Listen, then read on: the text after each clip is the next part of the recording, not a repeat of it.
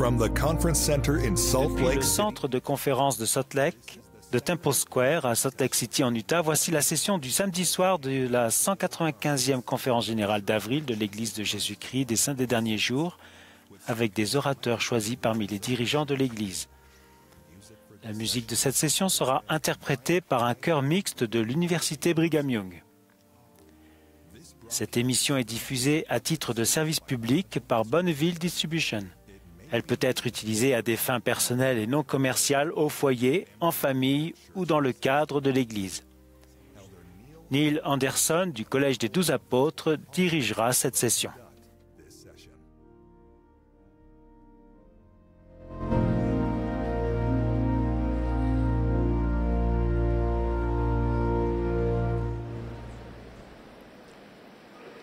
Frères et sœurs, merci d'être présents parmi nous à cette session du samedi soir de la 195e conférence générale d'avril de l'Église de Jésus-Christ des Saints des Derniers Jours. Nous prions pour que vous soyez bénis et fortifiés en participant à cette conférence avec nous. Le président Nelson, qui regarde la conférence depuis chez lui, m'a demandé de diriger cette session. La musique de cette session sera interprétée par un chœur mixte de l'Université Brigham Young, sous la direction d'Andrew Crane, de Sonia Poulter et de Brent Wells, avec Joseph Peoples et Linda Margetts à l'orgue. Nous commencerons cette session en écoutant le chœur interpréter « Saluez ce jour béni ». Ensuite, Edward Dubé, de la présidence des 70, fera la prière d'ouverture. Il sera suivi par le chœur qui chantera « Sweet is the peace the gospel brings ».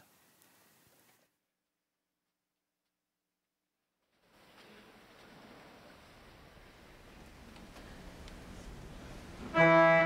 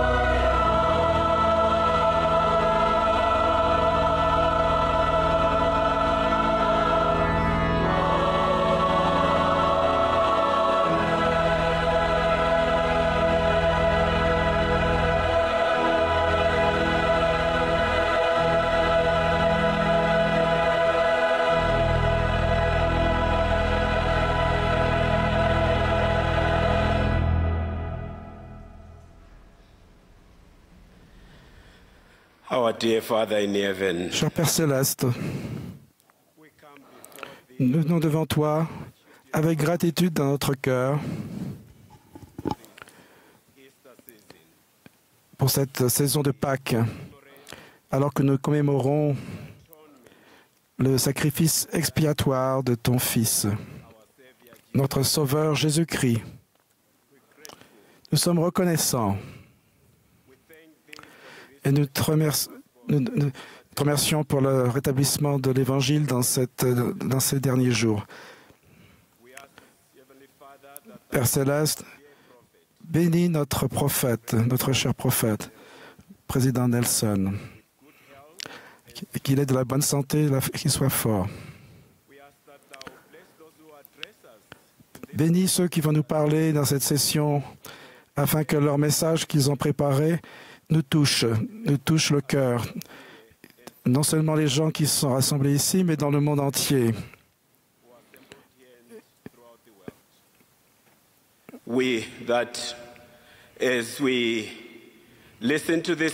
Alors que nous écoutons ces messages, que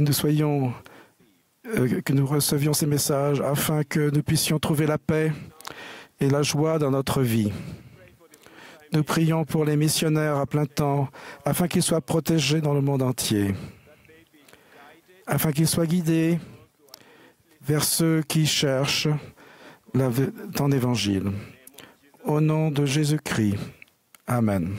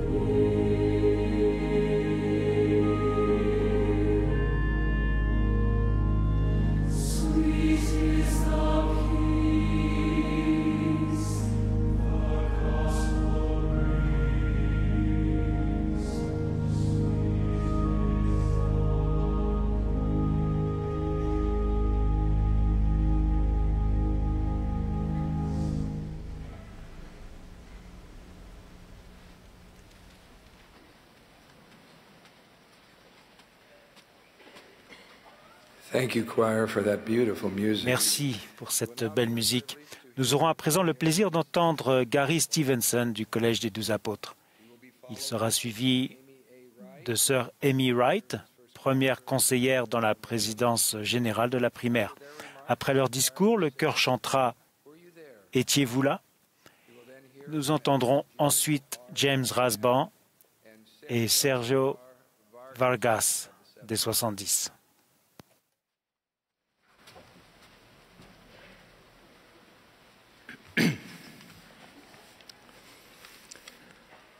À la fin d'une longue affectation à l'étranger, ma femme Lessa et moi sommes entrés dans un terminal d'aéroport pour prendre un dernier vol à une heure incongrue afin de rentrer chez nous.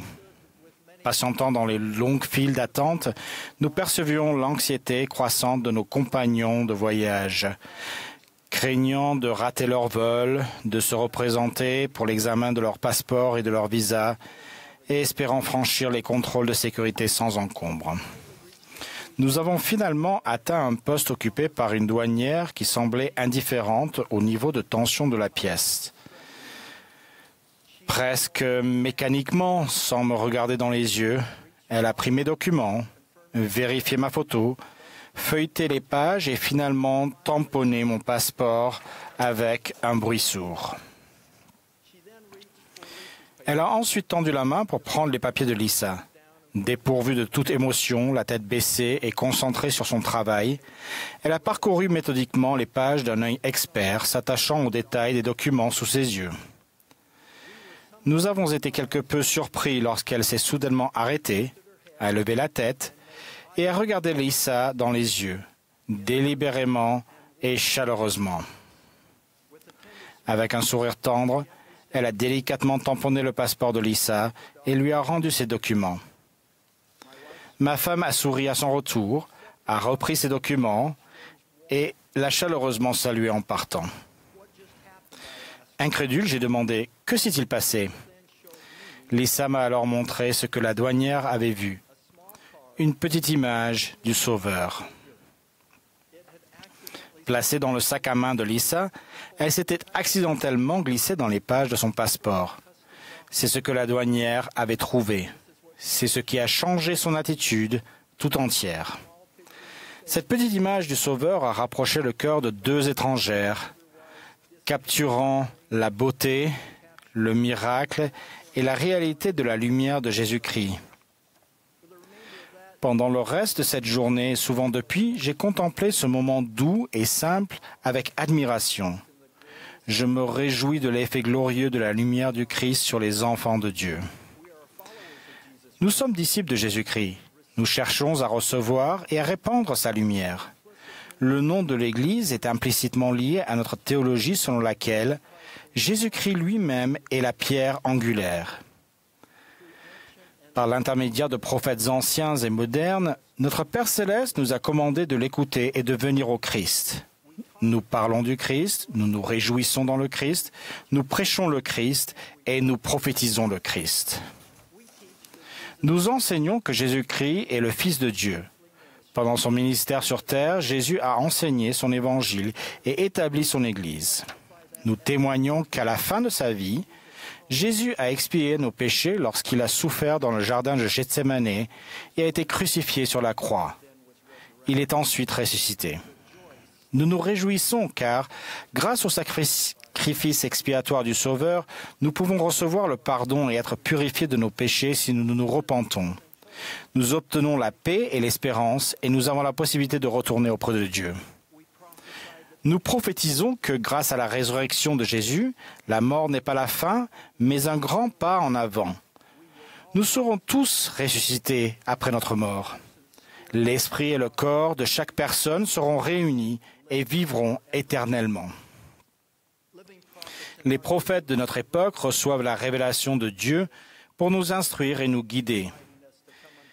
Ils nous invitent de plus en plus à venir au Christ. Ils nous aident à centrer davantage notre cœur, nos oreilles et nos yeux sur lui. Les nombreux ajustements et améliorations annoncés par la première présidence visent à attirer notre attention sur Jésus-Christ. Voici quelques exemples. La décision de mettre de côté le nom d'Église mormone et d'utiliser à la place le nom correct de l'Église de Jésus-Christ des Saints des Derniers Jours.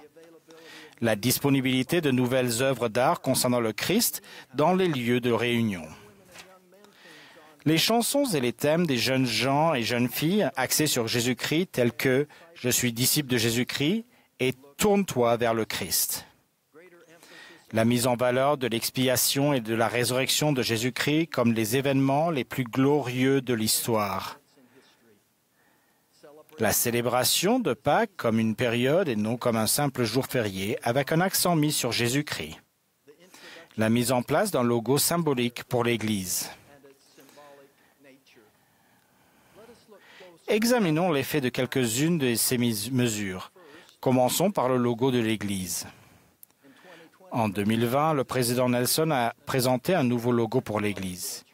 Il reflète la vérité selon laquelle le Christ est au centre de son Église et devrait être au centre de notre vie.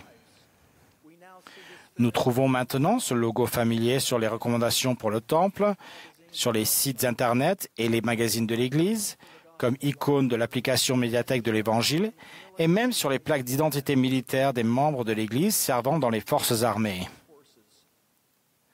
Ce logo comprend le nom de l'Église dans une pierre angulaire, un rappel que Jésus-Christ est la pierre angulaire, traduit en 145 langues, ici en cambodgien. Le centre du logo est une représentation de la statue de marbre du Christus Bertel Thorvaldsen. Aujourd'hui, elle est largement associée à l'Église. On la trouve dans les centres d'accueil des visiteurs et les jardins des temples du monde entier. Sa proéminence dans le logo de l'Église suggère que le Christ devrait être au centre de tout ce que nous faisons. De même, les bras tendus du Sauveur illustrent sa promesse d'accueillir toutes les personnes qui vont à lui. Ce logo est une représentation visuelle de l'amour du Sauveur et un rappel constant du Christ vivant. Par curiosité, j'ai interrogé de nombreuses familles et des amis sur un élément important du logo de l'Église. J'étais étonné de voir que beaucoup ne connaissaient pas sa signification. Jésus-Christ se tient sous l'arche.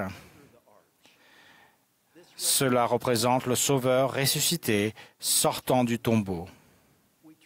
Nous célébrons vraiment le Christ ressuscité et vivant, même dans l'utilisation du logo de l'Église.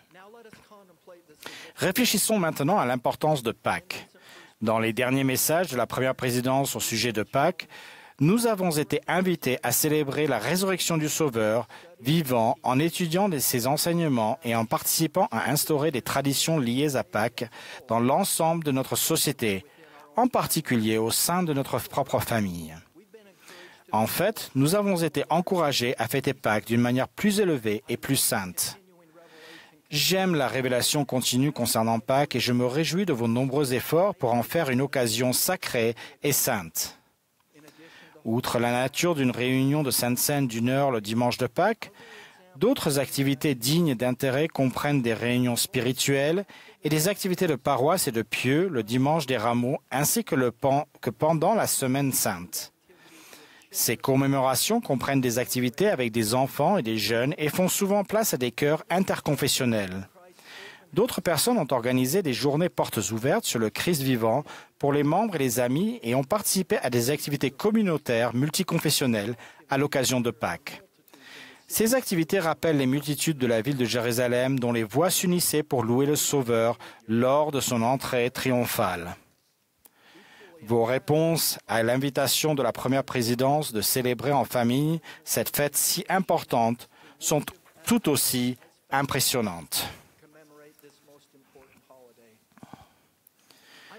Je crois que le culte familial autour de Pâques s'est nettement développé. Il y a 2 ans, j'ai parlé de la détermination de notre famille à améliorer la façon dont nous célébrons Pâques. Je reconnais qu'il nous reste du travail. Nous avons toujours aimé le repas spécial du dimanche de Pâques, les paniers de Pâques et la chasse aux œufs, et c'est toujours le cas. Cependant, l'ajout d'une dimension spirituelle intentionnelle, axée sur Jésus-Christ et son expiation, a apporté un doux équilibre à notre commémoration de ces événements les plus sacrés de tous. Cette année, nous essaierons pour la 3e fois de centrer davantage Pâques sur le Christ. Notre spectacle familial du jour de Pâques, comme celui de la Nativité à Noël, comprend des costumes rudimentaires, la lecture et d'écriture du Nouveau Testament et du Livre de Mormon, de la musique, des images de Pâques, des feuilles de palmier et un peu de chaos, pour être tout à fait honnête. Les enfants et petits-enfants qui lisent et récitent les louanges du dimanche des rameaux, « Hosanna, béni soit celui qui vient au nom du Seigneur. Hosanna dans les lieux très hauts, et c'est Jésus de Galilée. » À Pâques équivalent à juste valeur aux acclamations « Paix sur la terre aux hommes qui lui sont agréables à Noël. » Nos décorations ont également un peu évolué. Autrefois, elles se constituaient presque exclusivement de lapins et d'œufs de Pâques. Aujourd'hui, on les accompagne d'une réplique du Christus et d'images, le tombeau vide, le Sauveur ressuscité apparaissant dans le jardin à l'extérieur du tombeau et l'apparition du Sauveur aux Néphites. Nous nous efforçons également de célébrer Pâques pendant une période, non plus un seul jour. Nous essayons de mieux comprendre et de célébrer le dimanche des rameaux et le vendredi saint et d'y réfléchir. Il est de même pour les événements sacrés qui se sont déroulés tout au long de la Semaine sainte. À Pâques, nous rendons hommage tant au sacrifice expiatoire de Jésus-Christ qu'à sa résurrection littérale et joyeuse. Notre cœur est lourd lorsque nous imaginons les souffrances du Sauveur dans le jardin et sur le calvaire, et nous nous réjouissons en imaginant le tombeau vide et le décret céleste « Il est ressuscité ». Les récentes paroles d'encouragement de la première présidence à nous réjouir de Pâques et de la résurrection de Jésus-Christ, le plus glorieux de tous les messages adressés à l'humanité, soulignent l'ampleur de cette période. Il semble y avoir une tendance croissante parmi les théologiens chrétiens à considérer la résurrection en termes figuratifs et symboliques. Nous affirmons notre doctrine selon laquelle la résurrection signifie que toutes les personnes qui ayant un jour vécu seront ressuscitées littéralement. Car comme tous meurent en Adam, de même aussi tous revivront en Christ. Jésus-Christ a brisé les liens de la mort pour chaque âme vivante. Oui, merveilleux l'amour que Jésus nous a donné. Nous faisons ces paroles. Il n'y a pas de plus grand amour que de donner sa vie pour ses amis. C.S. Lewis a déclaré que prêcher le christianisme signifiait pour les apôtres avant tout prêcher la résurrection. La résurrection est le thème central de tous les sermons chrétiens rapportés dans les Actes. La résurrection et ses conséquences étaient l'évangile ou la bonne nouvelle que les chrétiens apportaient. Je proclame qu'il y a une résurrection. La tombe n'a pas de victoire et l'aiguillon de la mort est englouti dans le Christ. Pour finir, je témoigne que toutes les personnes qui acceptent les invitations de notre prophète vivant et de ses conseillers à commémorer plus intentionnellement les événements sacrés que représente Pâques constateront que leur lien avec Jésus-Christ se renforce de plus en plus. Il y a quelques jours, j'ai appris qu'une grand-mère répétait l'histoire de Pâques avec son petit-fils de 4 ans en utilisant des répliques simples du tombeau, de la pierre qui recouvrait le sépulcre, de Jésus, de Marie, des disciples et de l'ange. Le petit garçon a regardé et écouté attentivement sa grand-mère raconter la mise au tombeau, la fermeture et l'ouverture de celui-ci, ainsi que la scène de la résurrection dans le jardin. Il a plus tard répété l'histoire avec des détails surprenants tout en déplaçant les figurines autour de lui. Après ce doux moment, on lui a demandé s'il savait pourquoi nous fêtons Pâques. Le garçon a levé les yeux et a répondu avec simplicité d'un enfant, « Parce qu'il vit. » J'ajoute mon témoignage au sien, au vôtre, à celui des anges et des prophètes, que Jésus-Christ est ressuscité et qu'il vit. J'en témoigne en son nom. Au nom de Jésus-Christ. Amen.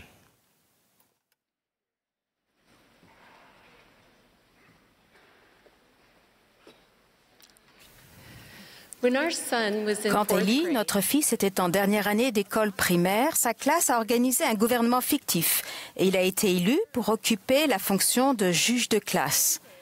Un jour, ils ont reçu la visite d'un vrai juge en exercice. Il a placé sa robe de magistrat sur Élie, puis a prononcé un serment d'investiture pour la classe. Cela a suscité dans son jeune esprit impressionnable une passion pour l'étude du droit et du législateur suprême, Jésus-Christ. Après des années d'efforts diligents, Élie a été invité à passer un entretien dans l'une des écoles de droit qu'il privilégiait. Il m'a dit, « Maman, on m'a posé 10 questions. La dernière était « D'où puisez-vous vos valeurs morales ?»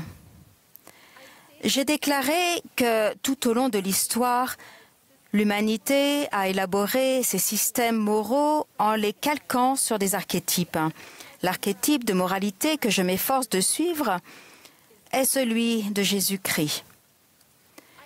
J'ai affirmé que si toute l'humanité suivait les enseignements de Jésus-Christ contenus dans le sermon sur la montagne, le monde serait un endroit meilleur et plus paisible.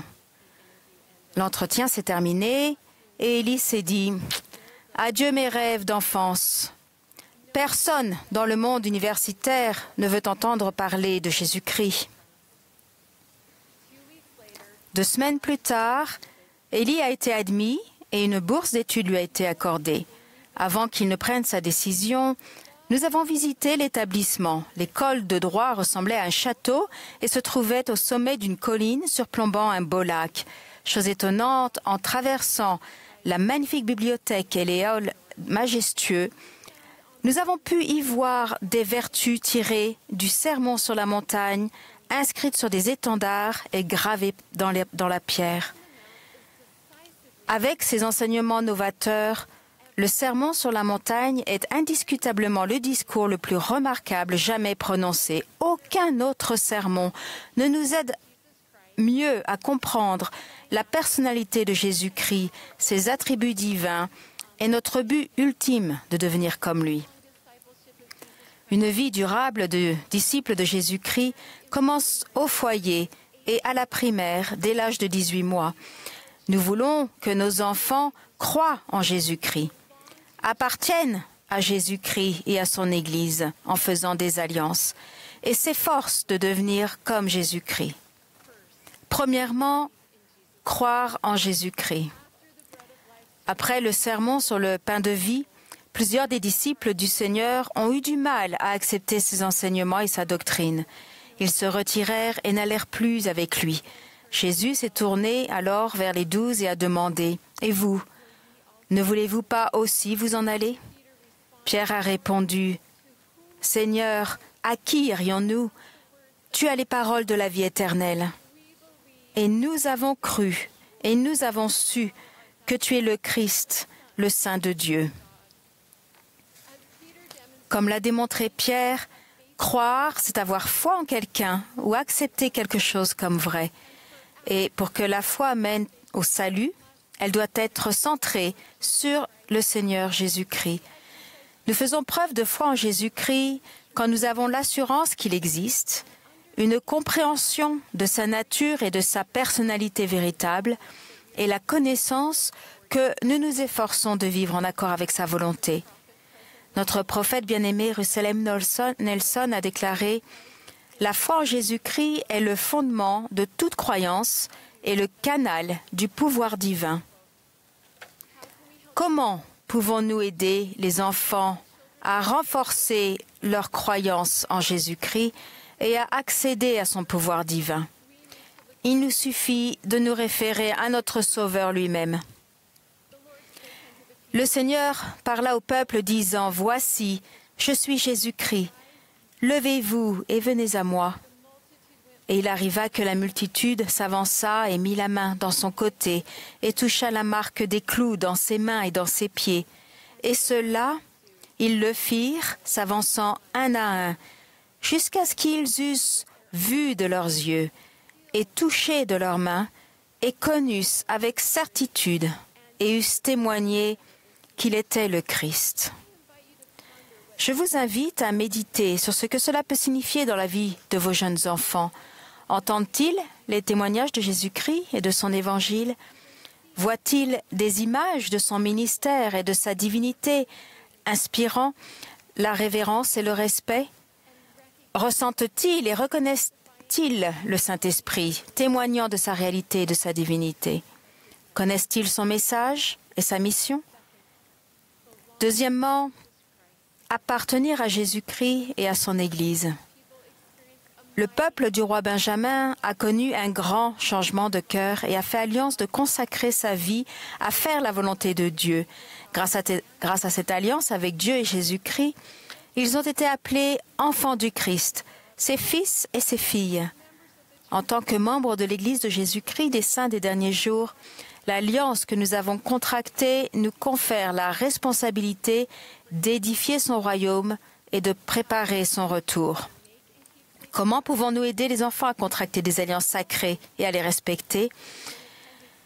Les annexes A et B du manuel Viens et suis-moi contiennent des idées pour lancer des discussions et faire des leçons qui fortifient les familles et soutiennent les instructeurs et les dirigeants dans leur responsabilité sacrée de préparer les enfants à rester toute leur vie sur le chemin des alliances avec Dieu. Troisièmement, devenir comme Jésus-Christ. Dans le livre de Mormon, le Sauveur a exhorté ses disciples nouvellement appelés à l'imiter le plus fidèlement possible. Quelle sorte d'homme devriez-vous être? En vérité, je vous le dis, tel que je suis. Comment pouvons-nous aider les enfants baptisés et confirmés à remplir la responsabilité liée à leur alliance de se rassembler et de rassembler les autres auprès de Jésus-Christ? Une vie de disciple exige que nous mettions la parole en pratique et ne nous bornions pas à l'écouter.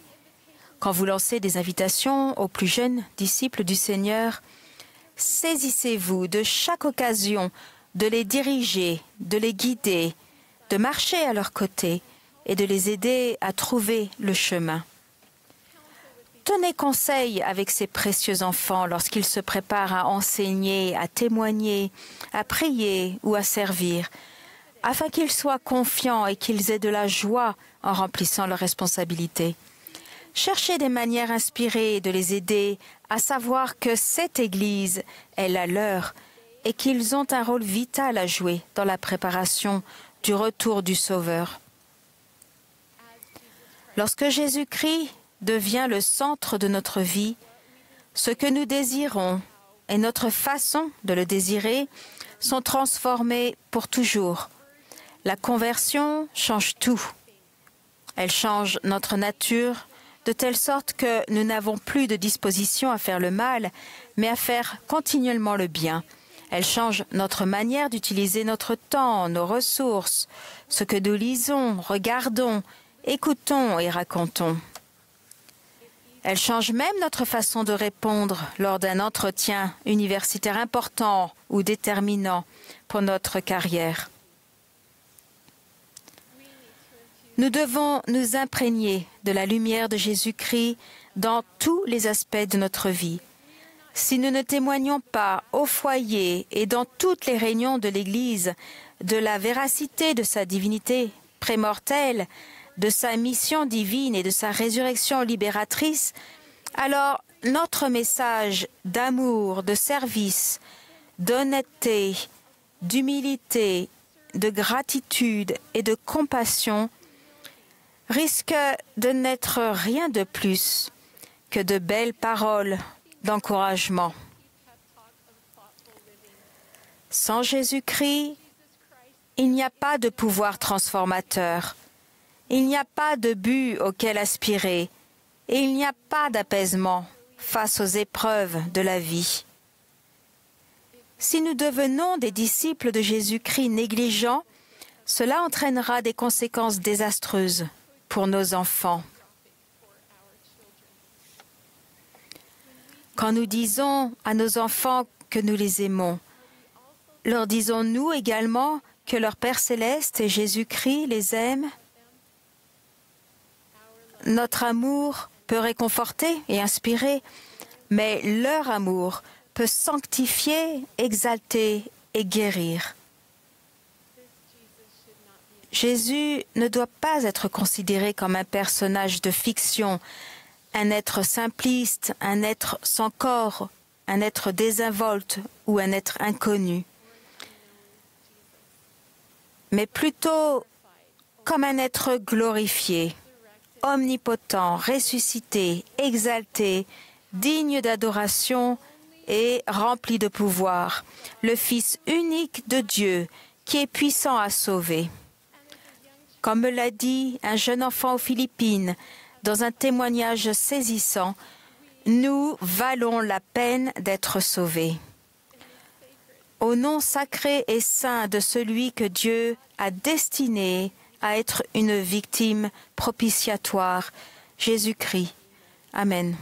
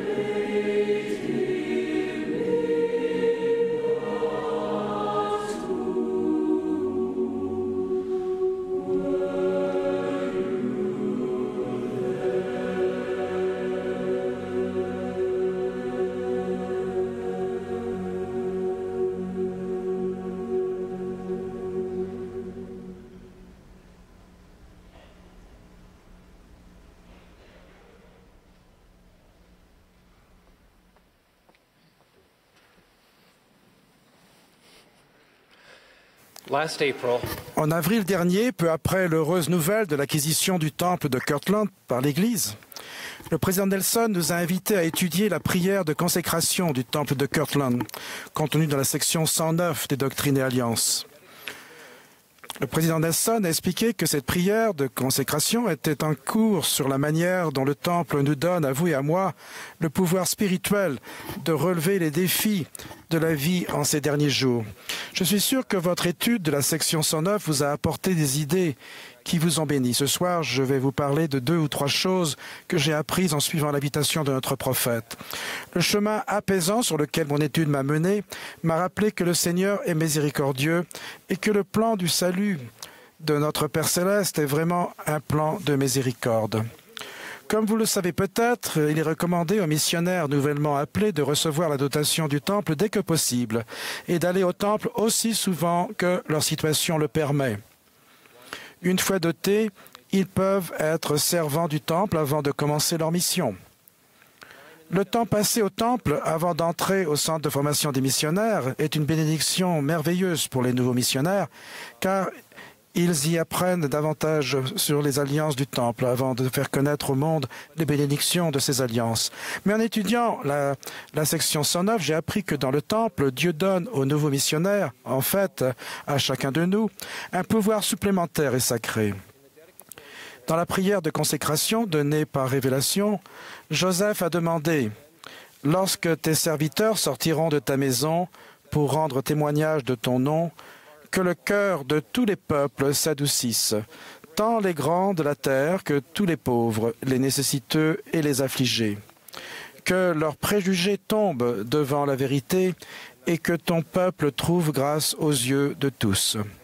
Que toutes les extrémités de la terre sachent que nous, tes serviteurs, avons entendu ta voix et que tu nous as envoyés. » C'est une belle promesse pour un missionnaire nouvellement appelé de voir les préjugés tomber devant la vérité afin de trouver grâce aux yeux de tous et de faire savoir au monde qu'ils sont envoyés par le Seigneur. Chacun de nous a certainement besoin de ces mêmes bénédictions. Quelle bénédiction ce serait d'avoir le cœur adouci dans nos relations avec nos voisins et nos collègues. La prière de la consécration n'explique pas exactement comment le temps que nous passons au temple adoucira le cœur des gens. Mais je suis convaincu que c'est lié au fait que le temps passé dans la maison du Seigneur adoucit notre cœur en nous centrant sur Jésus-Christ et sa miséricorde.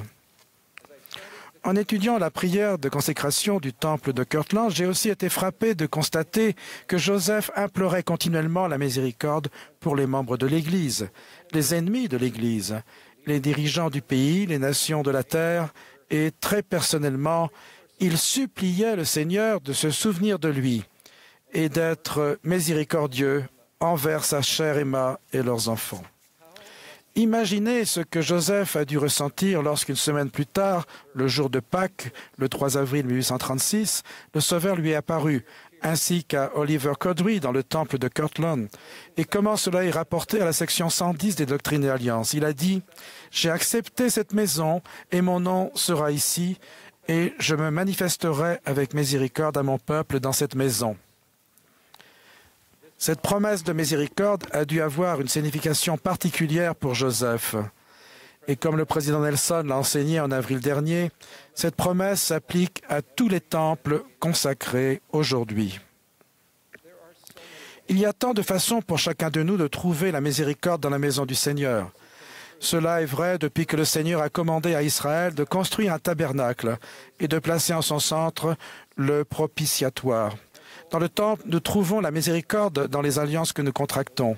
Ces alliances, en plus de l'alliance du baptême, nous lient au Père et au Fils et nous donnent un accès accru à ce que le président Nelson a décrit comme un amour et une miséricorde exceptionnelle, appelée Hesed en hébreu. Nous trouvons la miséricorde dans la possibilité d'être scellés à notre famille pour l'éternité. Dans le temple, nous comprenons aussi, avec plus de clarté, que la création, la chute, le sacrifice expiatoire du Sauveur et notre capacité de retourner en la présence de notre Père Céleste, chaque partie du plan de salut, en fait, sont des manifestations de miséricorde. On peut dire que le plan du salut est un plan de bonheur précisément parce que c'est un plan de miséricorde. Je suis reconnaissant pour la magnifique promesse dans la section 110, selon laquelle le Seigneur se manifestera avec miséricorde dans ses temples. Je suis également reconnaissant de ce qu'elle révèle sur la façon dont le Seigneur se manifeste avec miséricorde chaque fois que, comme Joseph, nous l'implorons. La prière de Joseph Smith implorant la miséricorde dans la section 109 n'était pas la première à susciter la révélation. Dans le bosquet sacré, le jeune Joseph a non seulement prié pour savoir que l'Église était vraie, mais il a aussi imploré le Seigneur d'être miséricordieux, car il n'y avait personne d'autre de qui il pouvait obtenir miséricorde. D'une certaine manière, le fait qu'il reconnaisse qu'il avait besoin d'une miséricorde que seul le Seigneur pouvait lui accorder a contribué à ouvrir les écluses des cieux. 3 ans plus tard, l'ange Moroni est apparu après ce que Joseph a appelé sa prière et sa supplication au Dieu Tout-Puissant pour obtenir le pardon de tous ses péchés et de toutes ses sottises. La révélation suivant une prière de miséricorde est un modèle qui se retrouve souvent dans les Écritures. Énos n'a entendu la voix du Seigneur qu'après avoir prié pour obtenir le pardon. La conversion du père du roi Lamoni commence par sa prière « Je délaisserai tous mes péchés pour te connaître ». Nous n'aurons peut-être pas la bénédiction de vivre les mêmes expériences spectaculaires, mais pour ceux qui ont parfois du mal à ressentir la réponse à leur prière, rechercher la miséricorde du Seigneur est l'un des moyens les plus puissants de ressentir le témoignage du Saint-Esprit. Un principe semblable est magnifiquement enseigné dans Moroni 10, 3 à 5. Nous utilisons souvent un abrégé de ces versets pour enseigner que, par la prière sincère, nous pouvons savoir si le livre de Mormon est vrai. Mais cet abrégé peut négliger le rôle important de la miséricorde. Écoutez de quelle façon Moroni débute son exhortation. « Voici, je voudrais vous exhorter, lorsque vous lirez ces choses, à vous souvenir combien le Seigneur a été miséricordieux envers les enfants des hommes, depuis la création d'Adam jusqu'au moment où vous recevrez ces choses, et à méditer cela dans votre cœur. » Moroni nous exhorte non seulement à lire ces choses, les annales qu'il était sur le point de sceller, mais aussi à méditer dans notre cœur sur ce que le livre de Mormon révèle concernant combien le Seigneur a été miséricordieux envers les enfants des hommes. C'est le fait de méditer sur la miséricorde du Seigneur qui nous prépare à demander à Dieu, le Père éternel, au nom du Christ, si ces choses ne sont pas vraies. En méditant sur le livre de Mormon, nous nous demandons peut-être, est-il vrai, comme Alma l'a enseigné, que le plan de miséricorde de Dieu garantit que chaque personne ayant vécu sur cette terre ressuscitera et sera rendue à sa forme parfaite? Amulek a-t-il raison? La miséricorde du Sauveur peut-elle satisfaire à toutes les exigences réelles et amères de la justice que nous serions autrement obligés de payer et qui, au contraire, nous enserre dans les bras de la sécurité? Est-il vrai, comme Alma en a témoigné, que le Christ a souffert non seulement pour nos péchés, mais aussi pour nos souffrances et nos afflictions, afin de savoir comment secourir son peuple selon ses infirmités? Le Seigneur est-il vraiment aussi miséricordieux que le roi Benjamin l'a enseigné, au point d'expier les péchés de ceux qui sont morts sans connaître la volonté de Dieu à leur sujet ou qui ont péché par ignorance? Est-il vrai, comme Léhi l'a dit, que Adam tomba pour que les hommes fussent et que les hommes sont pour avoir de la joie? Est-il vraiment vrai, comme Abinadi en a témoigné en citant Ésaïe, que Jésus-Christ a été blessé pour nos péchés, brisé par nos iniquités, que le châtiment qui nous donne la paix est tombé sur lui et que c'est par ses meurtrissures que nous sommes guéris? En résumé, le plan du Père, tel qu'il est enseigné dans le livre de Mormon, est-il vraiment aussi miséricordieux? Je témoigne que c'est le cas et que les enseignements du livre de Mormon sur la miséricorde sont source de paix et d'espérance et sont vrais. Pourtant, j'imagine que certains ont du mal, malgré vos lectures et vos prières fidèles, à comprendre à la promesse de Moroni, que notre Père céleste vous en manifestera la vérité par le pouvoir du Saint-Esprit. Je connais cette difficulté parce que je l'ai ressentie il y a de nombreuses années, lorsque mes premières lectures de livre de Mormon n'ont pas apporté de réponse immédiate et claire à mes prières. Si vous avez du mal avec cela, Je vous invite à suivre le conseil de Moroni de méditer sur les nombreuses façons dont le livre de Mormon enseigne combien le Seigneur a été miséricordieux envers les enfants des hommes. D'après mon expérience, j'espère que lorsque vous le ferez, la paix du Saint-Esprit entrera dans votre cœur et que vous saurez, croirez et ressentirez que le livre de Mormon et le plan de miséricorde qu'il enseigne sont vrais. J'exprime ma reconnaissance pour le grand plan de miséricorde du Père et pour la volonté du Sauveur de l'exécuter.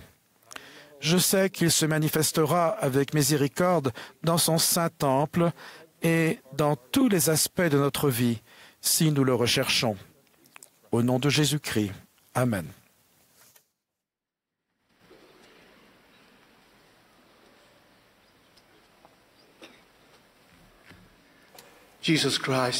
Jésus-Christ a changé ma vie lorsque j'ai été baptisé à l'âge de 26 ans dans ma ville bien-aimée de Frutillar, au Chili. À cette époque, dans le cadre de mon travail, je voyageais d'un bout à l'autre de la magnifique région de la Patagonie chilienne avec son océan, ses rivières et ses lacs. Après mon baptême, j'ai commencé à percevoir mon travail et ma vie d'un nouvel œil. J'ai compris que tout montre qu'il y a un Dieu. Dans la nature, les saumons naissent à la source des rivières. Au cours de leur vie, ils doivent descendre la rivière pour atteindre l'océan où ils trouvent la nourriture et les conditions nécessaires à leur développement. Toutefois, l'océan est aussi un lieu dangereux où se cachent des prédateurs et où des pêcheurs tentent de les attraper à l'aide d'hameçons qui ressemblent à de la nourriture, mais qui ne les nourrissent pas. S'ils survivent à ces dangers, ils seront alors prêts à suivre leur sens de l'orientation extraordinaire pour remonter la rivière et revenir au lieu de leur naissance. Au cours de leur voyage, ils devront faire face à des défis, certains nouveaux et d'autres déjà inconnus. Pendant des années, les scientifiques ont étudié leur comportement migratoire et ont découvert qu'ils utilisent une sorte de carte magnétique semblable à nos GPS qui les guide vers leur destination finale avec une précision incroyable. Nous pouvons tous retourner un jour au foyer céleste d'où nous sommes venus. Tout comme les saumons, nous avons notre propre carte magnétique pour nous guider. Nous l'appelons la lumière du Christ. Jésus a enseigné à ses disciples, « Je suis le chemin, la vérité et la vie. Nul ne vient au Père que par moi. »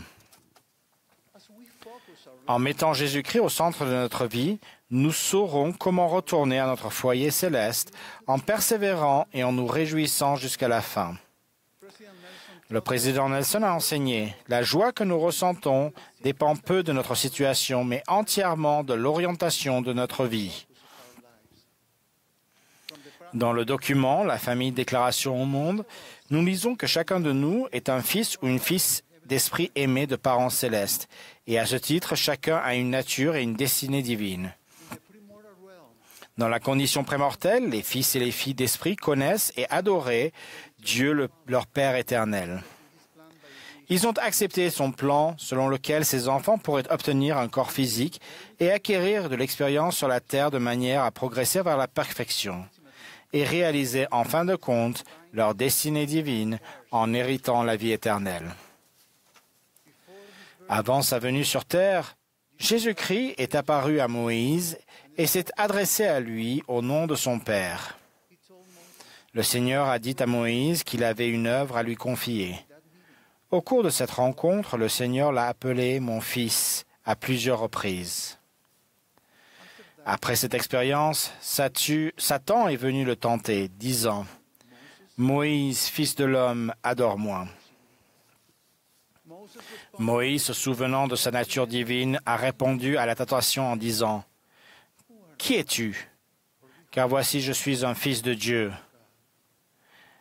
La vérité a permis à Moïse de surmonter une attaque de l'adversaire. Mes chers frères et sœurs, les hameçons de la mortalité sont réels. Ils sont attrayants, mais leur seul but est de nous éloigner du chemin qui mène à notre Père céleste et à la vie éternelle. Je sais à quel point ces pièges sont réels.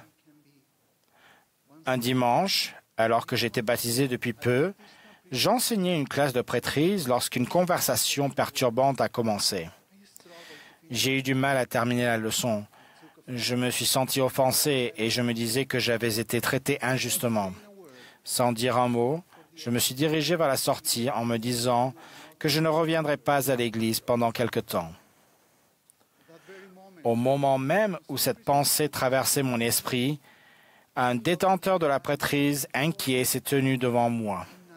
Avec amour, il m'a suggéré de me concentrer sur le Christ et non sur ce qui s'était passé pendant la leçon. En repensant à cette expérience, il m'a confié avoir entendu une voix lui dire « Rattrape-le, il est important à mes yeux. » Mes chers amis, nous sommes tous importants aux yeux de Dieu. Le président Nelson a enseigné, grâce à notre alliance avec Dieu, il ne se fatiguera jamais dans ses efforts pour nous aider et nous n'épuiserons jamais sa patience miséricordieuse envers nous. Notre nature divine et notre relation d'alliance avec Dieu nous confèrent le droit à une aide divine. Tout comme le saumon doit se nourrir dans l'océan pour se développer, nous devons aussi nous nourrir spirituellement pour ne pas mourir de malnutrition spirituelle.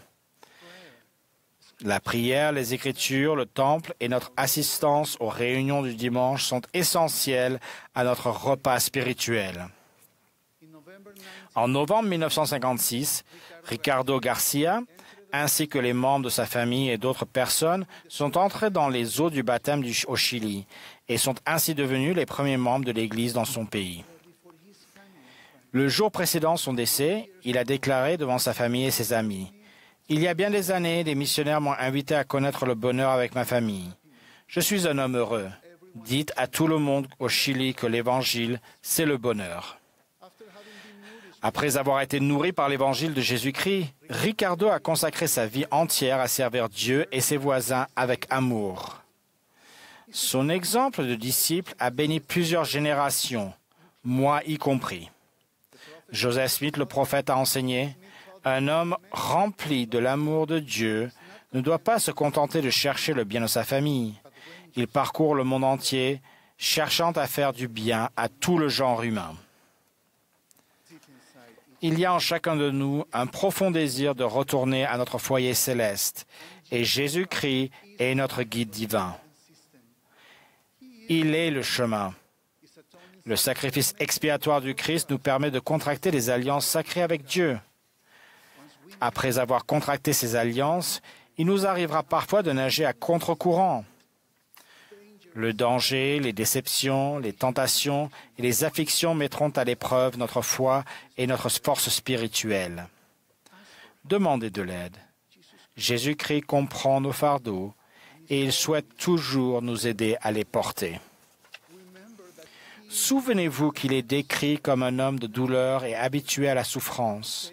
Le Sauveur a enseigné « Vous aurez des tribulations dans le monde, mais prenez courage, j'ai vaincu le monde. » Son sacrifice expiatoire nous permet d'obtenir le pardon de nos péchés au point même où il ne s'en souvient plus. Nous garderons sans doute le souvenir de nos fautes dans cette vie afin d'en tirer des leçons et d'éviter de les reproduire. Mais nous devons surtout nous souvenir de lui lorsque nous prenons la Sainte Seine à l'Église chaque dimanche. Cette ordonnance constitue un élément essentiel du culte et du développement spirituel. Nous ressentons de la joie lorsque nous comprenons que le jour du sabbat n'est pas un jour comme les autres. Le sabbat a été fait pour l'homme, afin de nous donner du repos et de renouveler notre corps et notre esprit. Nous nous souvenons aussi de lui lorsque nous allons au temple, dans la maison du Seigneur. Au temple, nous comprenons beaucoup mieux que Jésus-Christ est au centre de l'alliance qui nous conduit à la vie éternelle, le plus grand de tous les dons de Dieu. Aller au temple m'apporte du réconfort et une grande espérance quant à notre destinée éternelle.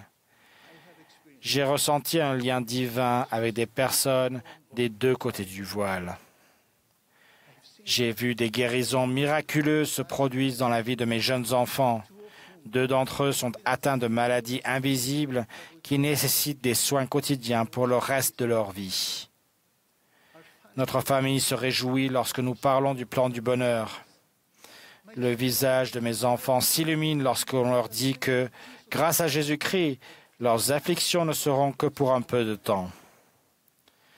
Nous aimons profondément nos enfants et nous savons qu'un jour, comme Jeffrey R. Holland l'a enseigné, ils se tiendront devant nous glorifiés et magnifiques, merveilleusement parfaits de corps et d'esprit.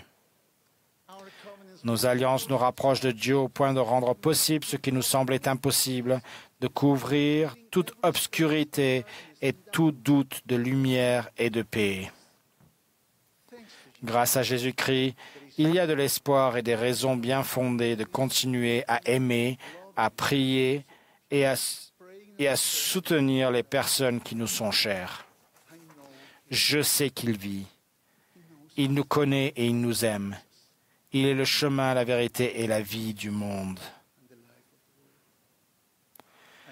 Je nous invite tous à mettre Jésus-Christ et ses enseignements au centre de notre vie. Cela nous permettra d'éviter de mordre aux hameçons de la tentation, de l'offense et de l'apitoiement. Comme les temples, nous nous tiendrons debout, saints, fermes et constants. Nous affronterons la tourmente et nous retournerons à notre foyer céleste en persévérant et en nous réjouissant jusqu'à la fin. Au nom de Jésus-Christ. Amen.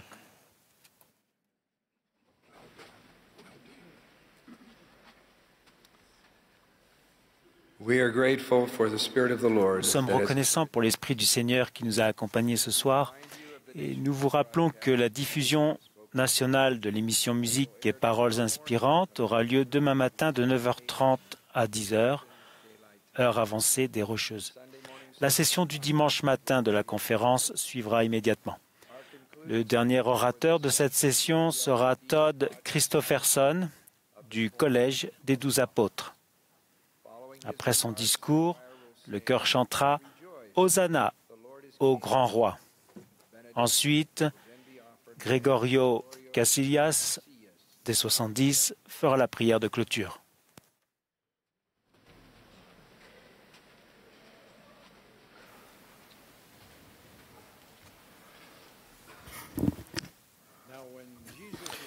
Jésus étant né à Bethléem en Judée, au temps du roi Hérode, voici des mages d'Orient arrivèrent à Jérusalem et dirent « Où est le roi des Juifs qui vient de naître ? Car nous avons vu son étoile en Orient et nous sommes venus pour l'adorer. » Les mages ont fait preuve de sagesse en partant à la recherche du Messie pour l'adorer. Pour eux, l'adorer signifiait tomber à ses pieds et lui offrir de l'or et des aromates précieux et parfumés. Que signifie adorer Dieu pour vous et moi ? Quand nous y réfléchissons, nos pensées se dirigent généralement vers la façon dont nous montrons notre dévotion religieuse, à la fois en privé et dans les réunions de l'Église. Tandis que je réfléchissais au fait d'adorer notre Père Céleste et son Fils bien-aimé, notre Sauveur, 4 idées me sont venues à l'esprit. Premièrement, les actes qui constituent notre culte. Deuxièmement, les attitudes et les sentiments qui influencent notre culte. Troisièmement, l'exclusivité de notre culte. Et quatrièmement, la nécessité d'imiter les êtres saints que nous adorons. Premièrement, les actes qui constituent notre culte. L'une des formes de culte les plus courantes et les plus importantes consiste à se rassembler dans un endroit consacré pour accomplir des actes de dévotion. Le Seigneur a déclaré « Et afin de te préserver plus complètement des souillures du monde, tu iras en mon saint jour à la maison de prière et tu y offriras tes sacrements. » C'est bien sûr notre motivation première pour la construction d'églises. Mais si nécessaire, il est possible de recourir à un espace non dédié à condition de l'investir d'une part de sainteté. Le plus important est ce que nous faisons lorsque nous nous rassemblons le jour du Seigneur.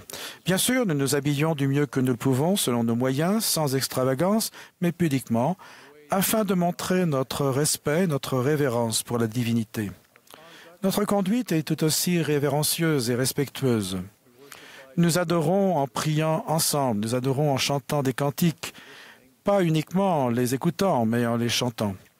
Nous adorons en nous instruisant mutuellement et en apprenant les uns des autres. Jésus a dit, « Souviens-toi qu'en ce jour, le jour du Seigneur, tu offriras tes oblations, c'est-à-dire tes offrandes de temps, de talent ou de moyens au service de Dieu et de tes semblables, et tes sacrements au Très-Haut, confessant tes péchés à tes frères et devant le Seigneur. » Nous nous réunissons non pour divertir ou être divertis, comme cela pourrait être le cas avec un groupe de musique, par exemple, mais pour nous souvenir de lui et être instruits plus parfaitement de son évangile.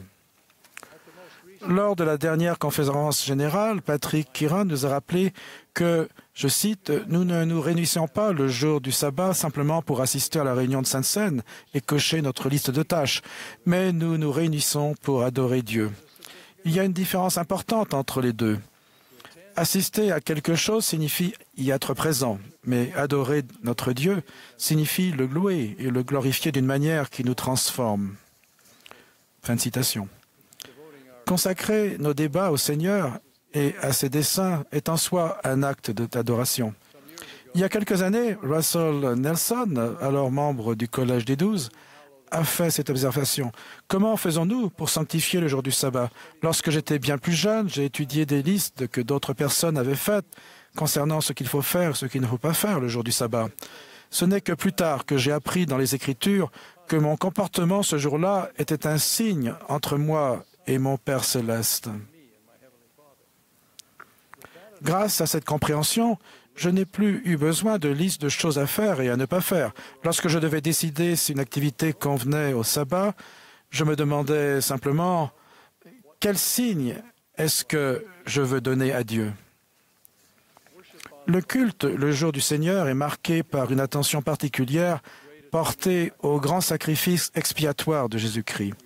Nous célébrons particulièrement et à juste titre sa résurrection à Pâques, mais aussi chaque semaine, en prenant les emblèmes de la Sainte Seine qui représentent son expiation et notamment sa résurrection.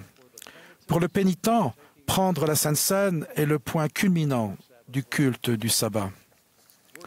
Lorsque nous nous instruisons, servons et soutenons les uns les autres, le culte collectif en tant que corps du Christ a un pouvoir et des avantages uniques.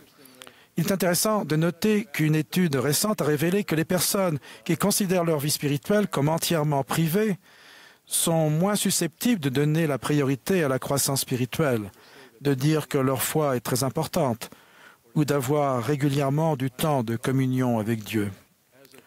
En tant que communauté de saints, nous nous fortifions mutuellement dans le culte et dans la foi. Malgré cela, nous ne devons pas oublier les actes quotidiens d'adoration auxquels nous nous livrons individuellement et au foyer. Le Sauveur nous rappelle, néanmoins, « Tu offriras tes vœux en justice tous les jours et en tout temps. » Une sœur a fait cette remarque pleine de sagesse. « Je ne connais pas de manière plus profonde d'adorer Dieu que d'accueillir ses enfants dans notre vie, de prendre soin d'eux et de leur enseigner le plan qu'il a pour eux. » Alma et Amulek ont enseigné aux Aramites, qui avaient été bannis de leur synagogue, à adorer Dieu non seulement une fois par semaine, mais toujours, et en quelque lieu qu'ils se trouvent. Ils ont parlé de la prière comme d'un culte. Vous devez déverser votre âme dans vos chambres et dans vos lieux secrets et dans votre désert. Oui, et lorsque vous ne criez pas au Seigneur, que votre cœur soit rempli, continuellement tourné vers lui dans la prière. Ils ont aussi parlé de sonder les Écritures, de témoigner du Christ, de servir, d'être charitable, de recevoir le Saint-Esprit et de vivre quotidiennement dans les actions de grâce. Réfléchissez à ce principe, vivre quotidiennement dans les actions de grâce. Cela rejoint ma deuxième idée, les attitudes et les sentiments inhérents au culte. Ressentir et exprimer de la reconnaissance envers Dieu est en fait ce qui insuffle au culte un sentiment de renouveau joyeux, au lieu de le réduire à un simple devoir supplémentaire. Le véritable culte signifie aimer Dieu et soumettre nos volontés, le don le plus précieux que nous puissions offrir, à la sienne. Interrogé sur ce qui était le premier commandement de toute la loi, Jésus a répondu « Tu aimeras le Seigneur ton Dieu de tout ton cœur, de toute ton âme et de toute ta pensée. » Il a aussi appelé cela le grand commandement. C'était le modèle d'adoration de Jésus envers le Père. Il a consacré sa vie, son sacrifice expiatoire à la gloire du Père. Avec émotion, nous nous souvenons de sa supplication déchirante au milieu d'une souffrance, d'une angoisse inimaginable. « Mon Père, s'il est possible, que cette coupe s'éloigne de moi. » Puis sa soumission. « Toutefois, non pas ce que je veux, mais ce que tu veux. » Adorer, c'est s'efforcer de suivre cet exemple parfait. Nous n'atteindrons pas la perfection du jour au lendemain, mais si nous lui offrons chaque jour en sacrifice un cœur brisé et un esprit contrit, il nous baptisera de nouveau de son esprit et nous remplira de sa grâce. Troisièmement, l'exclusivité de notre culte. Dans la première section des Doctrines et Alliances, le Seigneur met le monde en accusation en déclarant « Ils se sont écartés de mes ordonnances et ont rompu mon alliance éternelle. Ils ne recherchent pas le Seigneur pour établir sa justice, mais chacun suit sa propre voie et selon l'image de son propre Dieu, dont l'image est à la ressemblance du monde. » Nous ferions bien de nous souvenir de l'exemple d'Anania, Michkaël et Azaria, les 3 jeunes Juifs emmenés captifs à Babylone peu de temps après le départ de Élie et de sa famille de Jérusalem. Le roi Nebuchadnezzar les rebaptisa Shadrach, Meshach et Abednego. Plus tard, lorsque ces 3 jeunes gens refusèrent d'adorer une statue qu'il avait élevée, Nebuchadnezzar ordonna qu'on les jetât dans une fournaise ardente. Il leur dit alors « Et quel est le Dieu qui vous délivrera de ma main ?» Rappelez-vous leur réponse courageuse. Notre Dieu que nous servons peut nous délivrer de la fournaise ardente, et il nous délivrera de ta main, ô roi. Sinon, sache, ô roi, que nous ne servirons pas tes dieux, et que nous n'adorons pas la statue d'or que tu as élevée. La fournaise était si ardente qu'elle tua ceux qu'elle y avait jetés, mais Shadrach, Meshach et Abednego en ressortirent indemnes. Nebuchadnezzar prit la parole et dit « Béni soit le Dieu de Shadrach, de Meshach et d'Abednego, lequel a envoyé son ange et délivré ses serviteurs qui ont eu confiance en lui et qui ont transgressé l'ordre du roi et livré leur corps plutôt que de se servir et d'adorer un autre Dieu que leur Dieu. Ils avaient confiance que Jéhovah les délivrerait, mais sinon, c'est-à-dire si Dieu, dans sa sagesse, ne les empêchait pas de mourir, il lui resterait fidèle. » Tout ce qui a la préséance sur l'adoration du Père et du Fils devient une idole. Ceux qui refusent de reconnaître Dieu comme la source de la vérité ou rejettent toute responsabilité envers lui se donnent en fait pour Dieu leur propre personne. Celui qui place la loyauté envers un parti ou une cause avant les directives divines adore un faux Dieu. Mais ceux qui prétendent adorer Dieu mais ne respectent pas ses commandements et suivent leur propre voie, s'approchent de lui des lèvres, mais leur cœur est loin de lui. L'objet de notre culte est exclusivement le seul vrai Dieu et celui qui l'a envoyé, Jésus-Christ. Enfin, la nécessité de prendre exemple sur le Père et le Fils. En fin de compte, notre façon de vivre est peut-être la meilleure et la plus authentique forme d'adoration. Montrer notre dévouement signifie imiter le Père et le Fils, cultiver leurs attributs et leur personnalité en nous-mêmes. Si, comme le dit le proverbe, l'imitation est la forme la plus sincère de la flatterie, alors nous pourrions dire, en ce qui concerne la divinité, que l'émulation est la forme la plus sincère de la vénération. Mais cela suggère un effort actif et soutenu de notre part pour rechercher la sainteté. Mais devenir plus semblable au Christ est aussi le résultat naturel de nos actes d'adoration. L'expression de Frère Kiran, citée précédemment sur le fait de glorifier Dieu d'une manière qui nous transforme, est importante. Le véritable culte est transformateur. C'est la beauté du chemin des alliances, le chemin de l'adoration, de l'amour et de la loyauté envers Dieu. Nous y entrons par le baptême, en nous engageant à prendre sur nous le nom du Christ et à respecter ses commandements. Nous recevons le don du Saint-Esprit, le messager de la grâce du Sauveur, qui nous rachète et nous purifie du péché lorsque nous nous repentons. Nous pourrions même dire qu'en nous repentant, nous l'adorons. Viennent ensuite d'autres ordonnances et alliances de la prêtrise faites dans la maison du Seigneur qui nous sanctifient davantage. Les cérémonies et les ordonnances du temple constituent une forme élevée de culte. Le président Nelson a insisté sur le fait que chaque homme et chaque femme qui participent aux ordonnances de la prêtrise et qui contractent et respectent des alliances avec Dieu ont directement accès au pouvoir de Dieu. Ce n'est pas seulement un pouvoir auquel nous faisons appel pour servir et bénir, c'est aussi le pouvoir divin qui agit en nous pour nous raffiner et nous purifier. En avançant sur le chemin des alliances, le pouvoir sanctificateur de la divinité se manifeste en nous. À l'image des anciens Néphites et Laménites, puissions-nous tomber aux pieds de Jésus et l'adorer. Comme Jésus l'a commandé, prosternons-nous et adorons le Père au nom du Fils.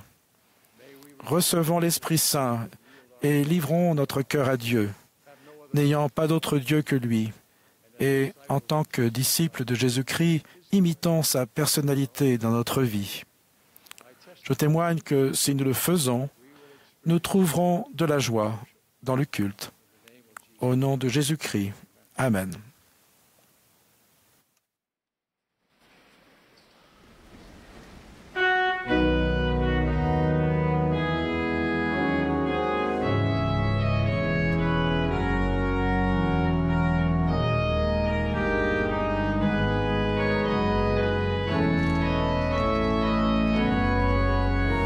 Rejoice, the Lord is King, our Lord and King, our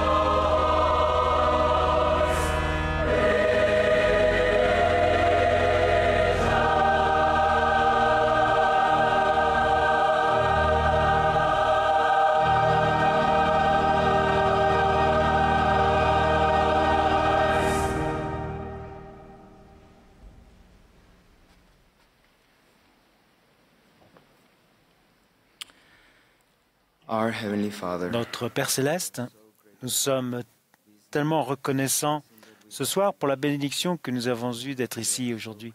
Nous sommes reconnaissants pour les messages que nous avons reçus au cœur et dans l'esprit. Nous sommes reconnaissants pour ton Fils Jésus-Christ et pour son expiation. Nous te demandons, Père, de nous permettre de vivre une vie d'alliance, que nous soyons de vrais disciples de ton Fils Jésus-Christ, que nous puissions partager ces messages et édifier les autres. Et nous te demandons ces choses, Père, au nom de ton Fils Jésus-Christ. Amen.